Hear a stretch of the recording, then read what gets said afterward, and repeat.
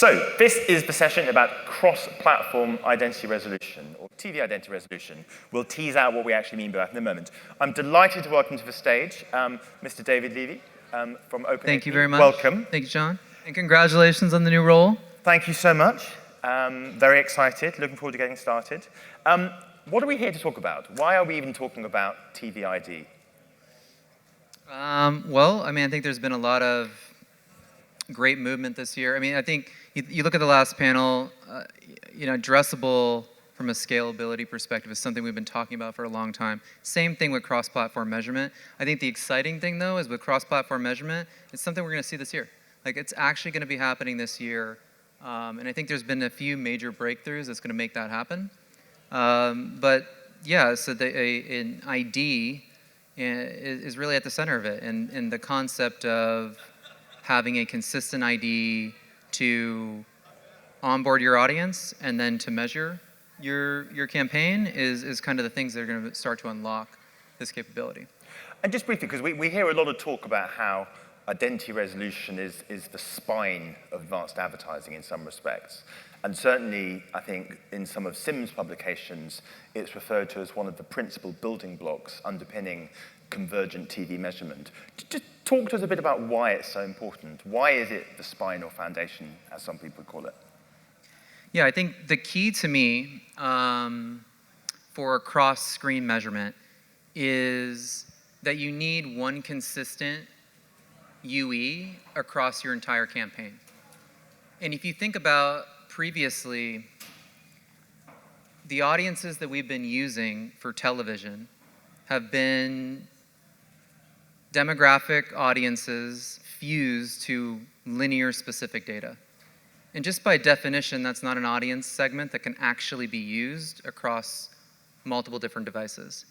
And so I think when you think about why is an ID spine so necessary and central to cross-platform measurement, it's because in order for you to enable cross-platform measurement, the first piece that you need to do is be able to define an audience against an ID spine that doesn't just represent linear viewers, it doesn't just represent digital viewers, but that represents the whole US.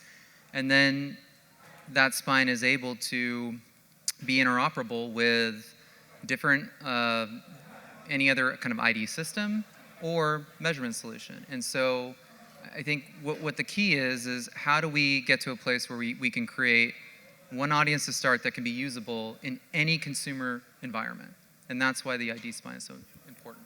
And obviously, I think this year, in a way, has been a year of extraordinary progress. We've seen numerous ID solutions announced with various different flavors and formats and approaches. Help us unpack how these solutions differ. We've got, I scribbled down some. We've got, obviously, a block graph type approach using MVPD data. We've got what people like Experian and TransUnion do. We've got a live ramp approach. We've obviously got the Trade Desk with a standard. And then you've launched OpenID. Tell us how these solutions fit together. Yeah, so I think there's there's always a need for us to think about, who's a winner, or there's a winner's take all. That's a nice narrative to have, but I don't think that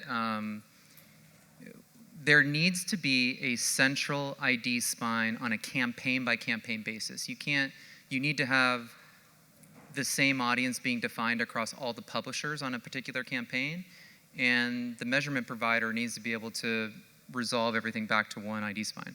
But that doesn't necessarily mean that there's one ID that everyone has to use. And I think that publishers are going to have different ID systems. So all the publishers that we work with, many of them have their own ID spines that are all backed by different providers. And I think that's fine as long as everything's interoperable. But you mentioned a few different companies and approaches. I think there's going to be a variety of different approaches from an ID spine perspective. There's also going to be a variety of different approaches for resolving data in privacy-compliant environments. I think BlockGraph's a good solution there. InfoSum, Snowflake is another good solution there. So I think there's going to be multiple different ways for you to do ID resolution in privacy-compliant environments. I think you mentioned another one too that was a little bit different than just ID resolution. But Yeah, mainly, I think the big point is that there's not going to be one ID spine to solve them all, but it is important for a brand that actually wants to track who they're reaching cross-platform, not only on one campaign, but on multiple campaigns, so they have an understanding of how, what their optimal frequency is. There does need to be a consistent spine that they're mapping back to for everything that they're doing. And do you think we're at a stage yet where we can say which kind of solution is the best fit for playing that role for different types of campaign? You know, if my campaign is completely delivered via streaming inventory across different CTV platforms or streaming services, if it's delivered with, say, 3 major networks and some cable programmers, do I need a different type of solution? Do we yet have that kind of degree of specificity? Yeah, I think we do. So, you know, we went out and, you know, really evaluated the market, and we're looking for, as we were kind of coming up with OpenID, part of that was defining what's going to be the backbone behind that spine. And what was important for us was to find a provider that had great offline data and great online data. And there's a lot of great providers out there. Ultimately, we're working with TransUnion on that, but we're also going to work with other providers as well. I think for us, what's really important is that we have an ID spine that maps to everyone in the US, and then it can actually be interoperable with multiple ID spaces. So regardless if someone uses Experian or LiveRamp or has their own ID solution like Nielsen, we have the ability to easily map our audiences or our data to those environments as well. You mentioned OpenID. Tell us a bit about the genesis of the project and what problem it solves for the members of the OpenID consortium. Yeah, so I think what we were looking at was the shift in television from going from just targeting on demographics to targeting on advanced audiences. And I think the big challenge that we were all seeing as I was on the programmer side previously at Fox, and I think the big challenge that we saw was that, look, it was great for us to be able to target really specific audiences and guarantee on those. But the process to actually go through and onboard audiences was horrible. It was like a 3 to 4 week process. Every single campaign, to my Nielsen friends in the room, we actually had to sign like a legal agreement. It was like, it was just a very onerous process, every single campaign. And if you think about the idea that $70 billion could transact on that, there's just no way that would actually happen. So I think what we've really been continuing to push for is how do we make the ability to target off first-party data or third-party data in television just as easy and efficient as it is to target off demographics. And so OpenID was really an effort to connect all those pipes so that if you have your audience at Axiom, great, we can, in one day, kind of onboard that and push it all the way through so you can get a Nielsen match segment or a ComScore match segment or a video match segment. And so what we've been doing with OpenID is connecting all the pipes from OpenIDs to data providers like Axiom, Epsilon, Merkle, et cetera, to all the publisher endpoints, and then to all the measurement currencies. And then ultimately there will be other things like we're working to be interoperable with UID and other things like that too. So the idea is that as a buyer, I should be able to come to any member of the OpenAP consortium and plan and buy a campaign and then use OpenID consistently across all of those companies and get consistent results, essentially. Yeah, I think one of the things we found was if previously publishers were onboarding this data themselves, Discovery would end up with a different audience than Viacom. Ultimately, you actually couldn't get to deduplicated reach, so it was necessary to have some consistency there. I think what OpenID, though, really does, that was mainly OpenAP's role. What OpenID does is just make connect all the pipes and make it faster connections so that when you're thinking about using one audience and connecting it to potentially dozens of endpoint distributions where consumers are viewing content, you have to have that happen fast, and that the only way you can do that is having kind of these crosswalks and match tables set up so that you can very quickly resolve ID to ID. And just briefly, you mentioned TransUnion, and obviously we had Brad earlier talking about some of what Experian does.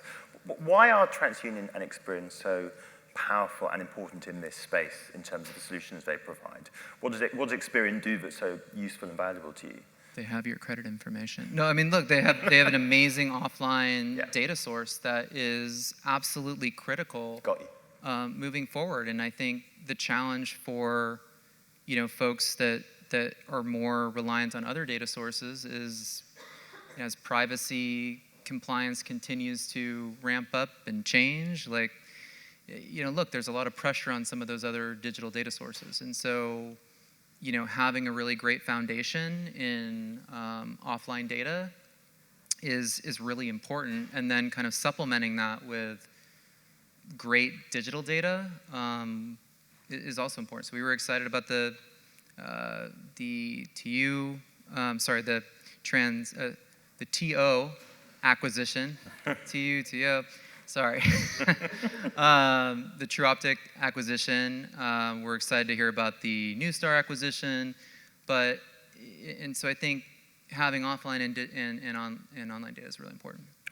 And a final quick question. Obviously, you've been working hard on OpenID and doing some amazing work in that space. And in developing the solution, you looked at the wider market and what else was out there. What's your sense of the problems that still need solving? What do we as an industry, as we think about the next couple of years, need to do in the ID space to really fix this all and make everything just great? I think it's actually not what we need to do immediately. I think right now we're kind of in this interesting time where we're going to be able to accomplish a lot this year, but partly because a lot of the coming regulations aren't quite up yet, and I think the other piece of this is, so the two challenges I see going forward. One is in digital environments. I think historically we've thought, like, okay, in linear environments, how do we actually take all this linear data and map it to one-to-one environments? That was a challenge we've had for a while, but I think we've gotten really good at being able to do that now. And most of the measurement companies who are projecting up to a national footprint in linear are able to do that actually to their own ID spine. And that really unlocks the ability for you to take that data from linear and map it to a one-to-one environment, which is huge. But I actually think one of the biggest challenges going forward is in digital, right, with all this data privacy stuff kind of popping up, a lot of the big platforms are using that as a cudgel to shut off data. And so I think one of the challenges going forward from an identity perspective is certain big platforms not passing any identity on an impression, or even passing the ability to know. It's challenging with frequency capping, challenges with identification on impressions. So I think one of the big issues is going to be we're going to have some black holes in our data, going forward, and how do we continue to respond to that is going to be pretty key. David, thank you so much for taking the time to take us through what you're doing. Thank you. And congratulations again on you. Thank you so much.